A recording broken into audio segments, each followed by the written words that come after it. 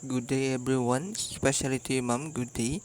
I am Cyril T. Torres and I am the third presenter from Group 9 and this is the continuation of our topic.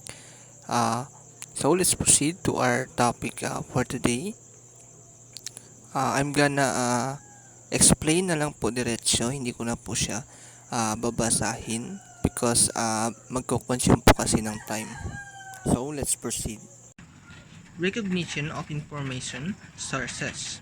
Recognition of information sources means giving credit to the original author or creator of information you use in your research, report, or project. So, when we copy ideas, pictures, articles, or data from books or the internet, kailangan nating i-acknowledge kung saan siya nanggaling. Ito ay nagpapakita ng honesty and respect for the author's work. It also helps avoid copyright problems and plagiarism. Like for example, if you use information from a website, uh, the, the correct source is Department of Education 2025. So, ang mali naman is copying information without mentioning kung saan ito nanggaling. Citation. A citation is the complete information about the source you use. It tells readers where the information came from.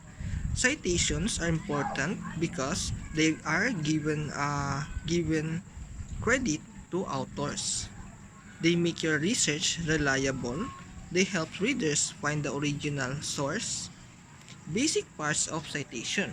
The first one is author, second one is year, third is title, website or publisher, URL, and retrieval date.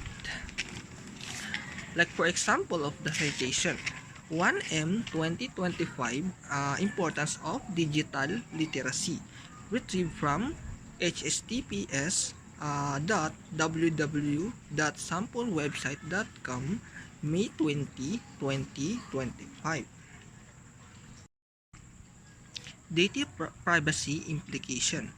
Data privacy means ito yung protektahan nito yung personal information, pictures, ideas, and files from being used without permission, uploading or using someone else, like the photos, artwork, concepts, videos, research without permission may violate privacy and copyright laws. Like for example, if you download a picture from the internet for a school project, correct is photo credits to PhilPost 2025. So mas better is gagamit ka ng sarili mong original photo. Like for example, if you download a picture from the internet for a school project, ang tamang paggamit do is sa photo credits to PhilPost 2025. So mas better na gumamit ka ng sarili mong original photo. Data privacy implication.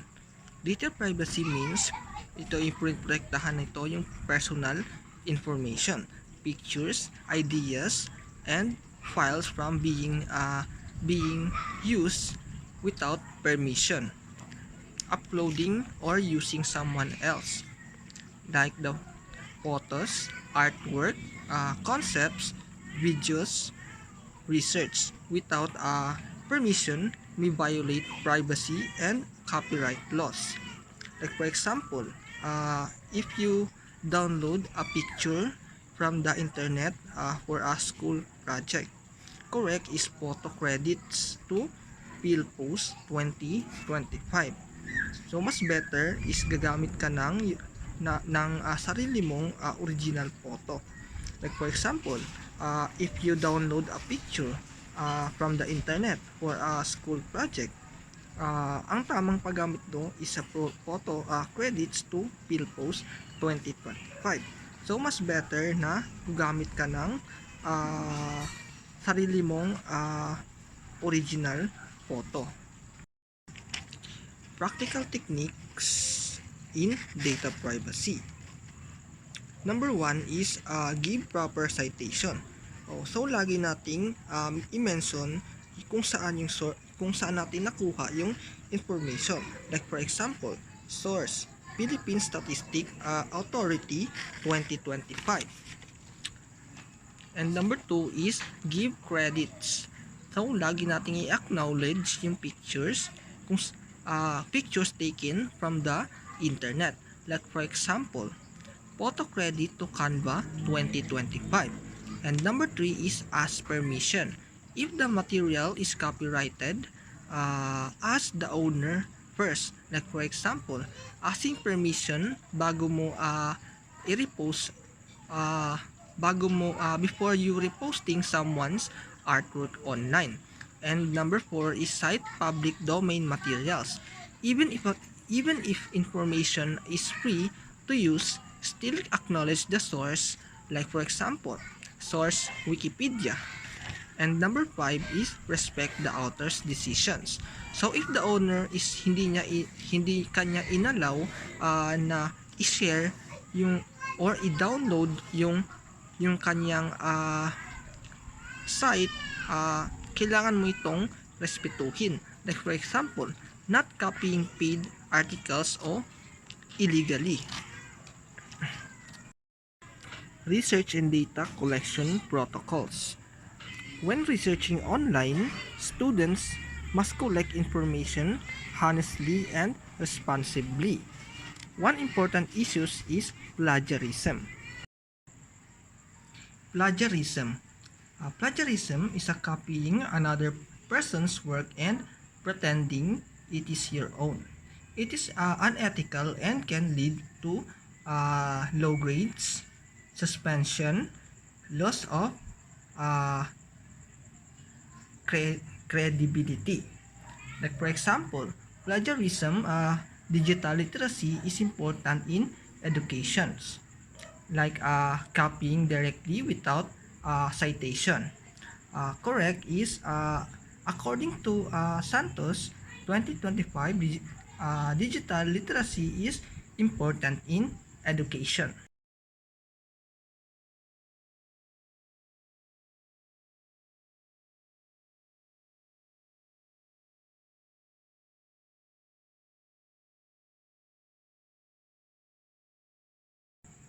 Types of plagiarism. Number 1 is clone plagiarism. So copying everything word for word. Like for example, copying an entire article and placing your name of it. And number 2 is remix plagiarism. Combining information from many sources without citation. Like for example, mixing paragraphs from websites into one essay. And control plus C plagiarism. Copying large portfolios from one source. Like for example, copy-pasting several paragraphs from Google. And number 4 is hybrid plagiarism. Some sources are cited while others are not. Like for example, adding references pero kinopy mo pa rin yung uncited paragraphs. And number 5 is find replace plagiarism. Changing only a few words from copied text. Like for example, replacing important with significant but keeping the same sentence. And number 6 is recycle plagiarism. Using your old work again without permission, like for example, submitting the same assignment in another subject. And number 7 is mashup plagiarism. Combining copied text from many sources. Like for example, creating one report from several copied articles. And number 8 is pour error plagiarism. Using fake or incorrect citations. Like for example, providing a website link that does not exist. And number 9 is aggregator plagiarism. Using many citations but adding no original ideas. Like for example, a paper full of quotations only. So, quotations means is repetition of words o yung paulit-ulit na words or statements taken from another source. And number 10 is retweet plagiarisms, keeping the same sentence structure of the original. Like for example, slightly changing the wording but copying the flow. Tips to avoid plagiarism. Students can avoid plagiarism by practicing proper research habits. So, this is the example of tips. Number 1 is understand the topic first. And number 2 is use your own words. Number 3 is cite all sources. And number 4, include URL and retrieval date. Number 5 is use quotation marks for direct quotes. And number 6 is add a references page. And number 7 is double check citations. And number 8 is use plagiarism checker tools. Like for example, instead of copying, technology improves learning. Technology ay nakakatulong sa students para mas mabilis ang kanilang learning and easier because it provides quick access to information. How to evaluate a website? Not all website is trustworthy. Students should learn how to check if a website is reliable. Ways to evaluate a website. Number 1 is open and explore the site.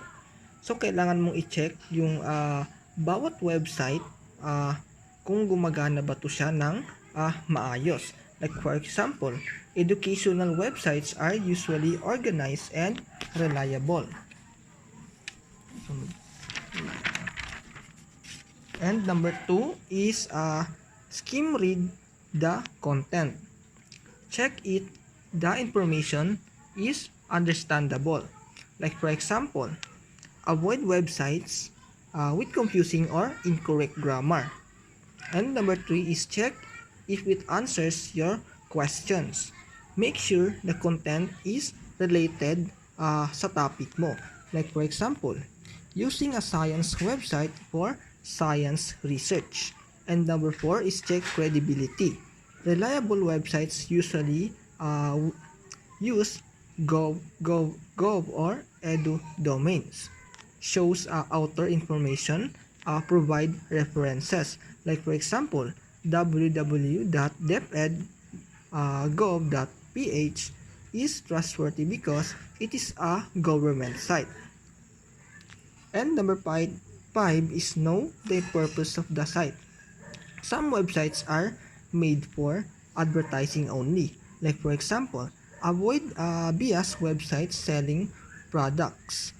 And number 6 is look for the dates.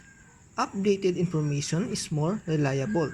Like for example, use recent articles for current events research.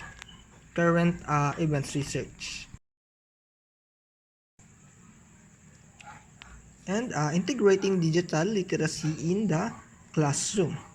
This digital literacy helps students kung paano gumamit ng technology responsibly for learning.